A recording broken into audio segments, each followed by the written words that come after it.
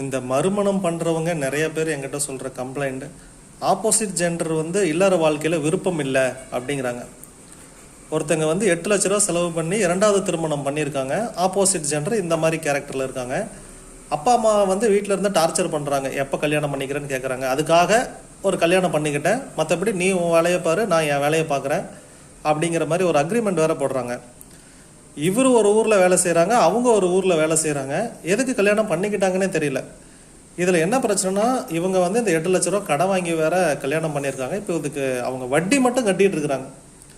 இன்னொருத்தங்க என்னன்னா, கல்யாணம் பண்ணிக்கிட்டாங்க, அவங்களுக்கு குழந்தை இருந்துச்சு, நமக்கு ஒரு குழந்தை பெற்றுக்க கூடாது அப்படிங்கிறத அவங்க முதல் நாளே சொல்லிட்டாங்களாமா. இவங்க எதுக்கு கல்யாணம் பண்ணாங்களோ அந்த பர்பஸ் இங்கே கெட்டு போச்சு. கல்யாணத்துக்கு முன்னாடியே அதை சொல்லியிருக்கலாம் அப்படின்னு அவங்க அதுக்கப்புறம் ஃபீல் பண்ணுறாங்க. ஸோ இந்த மாதிரி தயவு செஞ்செல்லாம் கண்டிஷன் போடாதீங்க. இதுக்கு பேர் வாழ்க்கையே இல்லை. நீங்களே தெளிவாக முடிவு